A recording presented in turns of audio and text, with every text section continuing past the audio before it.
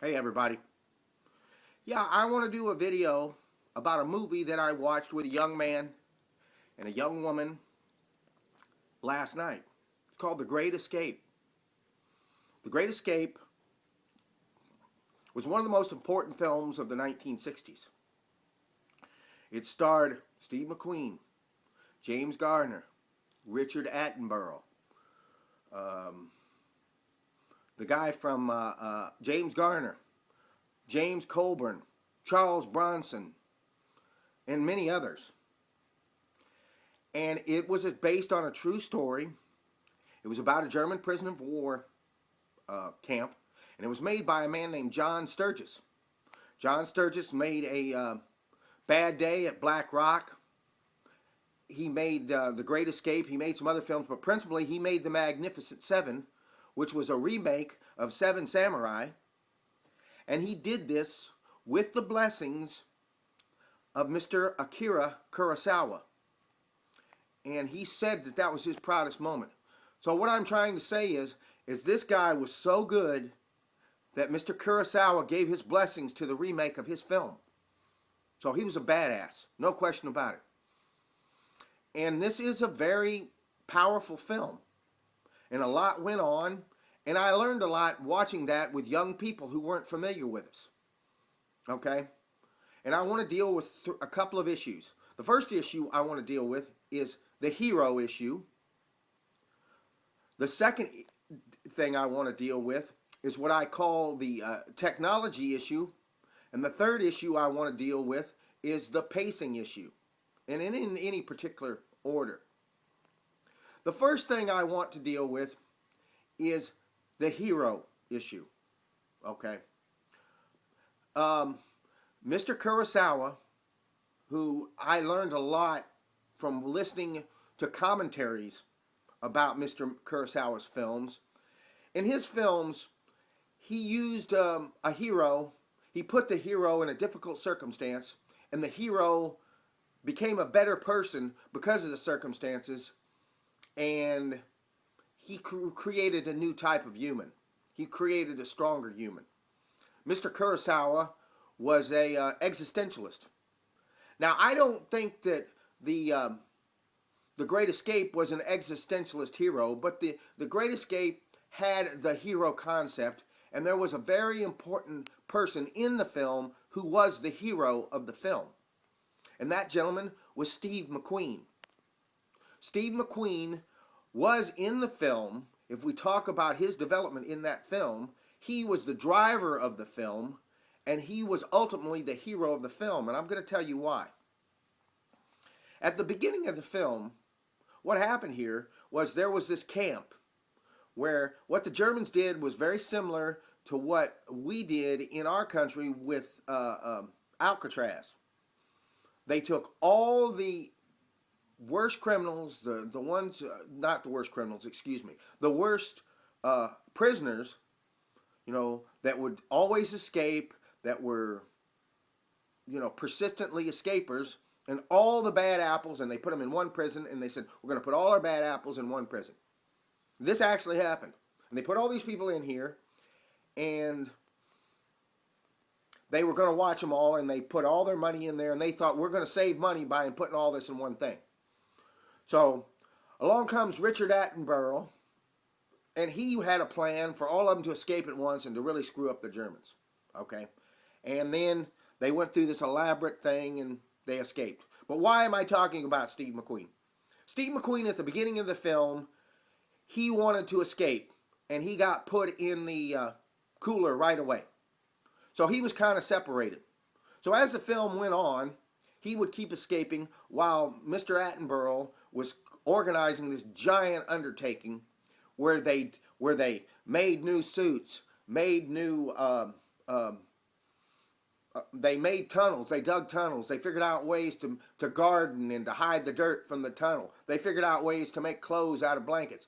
They had people that were out there pilfering cameras, and they had James Garner who pickpocketed this guy and got this wallet from. They had this elaborate scheme which it showed all this technology, and it made you realize that no matter how bad the world is, that these people in this prison camp, the ingenuity and the things that they did, it made you kind of feel good about being a human being, that people would persist that hard.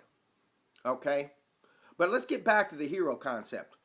So Mr. McQueen is in there at the cooler, and he's off by himself, and at the same time, he had this little jockey guy with him, this little Englishman, who would be like him, who couldn't stand being there, and he kept wanting to escape. And it was clear that a couple of times they escaped together. They were both thrown into these cooler at the same time. Mr. McQueen was resilient. It didn't bother him. He would just take his baseball and throw his baseball up against the wall. While the little Scottish guy, the little British guy, he was disheartened.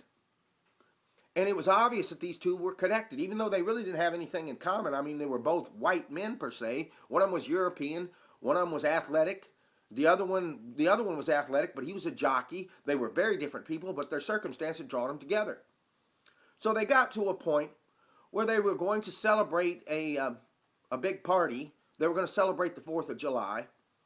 And Mr. McQueen was asked by Richard Attenborough to break out and get a bunch of information for him, so when they broke out, they would know what to do as far as the intelligence. And Mr. McQueen didn't want to do it. He said, well, I'm escaping. So they went ahead, were going to let him do it. Mr. McQueen was just going to escape. But at this point, they had this big party, and Mr. McQueen and the other Americans in the camp had made all this liquor. And the liquor was made, and they all had this big party. And then while they were all out having the party, they discovered the tunnel. And the little jockey guy got depressed and ran out and died. And Mr. McQueen felt responsible for this man. And at that point, Mr. McQueen decided to help the camp to go out and escape and get caught again so they would have the intelligence, and decided to give up something for himself to help others. Because he was the person who led them people. He was the person who was confident. Oh, we can do this. We can do this. We can do this. He had that confidence. You know, as Henry Ford said, you know, show me a fellow who says he can't, and show me a fellow who says he can, and they're both right. So anyway, to finish up, then at the time when they escaped, Mr. McQueen was the person who was in the tunnel. When he came, because he was first, he went up and looked in the tunnel, and he was the one who decided initially to go on, because he talked Richard Attenborough into the fact that we can get these people out, and we can do it. He had the confidence, and so Mr. Attenborough did it at his behest. So Mr. McQueen was driving the action. You know, he wasn't the person who was making the decision, but he had an energy level, and he had confidence, and he did that. So that's why I'm saying he's the hero of the movie. Even though the movie was full of heroes. You know, even the German commandant was portrayed as a decent man. He was a person who was portrayed as someone who was put in a bad situation. He didn't like it that he didn't like what had happened. He didn't like what they did. He didn't like what the intelligence, what the Gestapo did, and he ultimately had to suffer.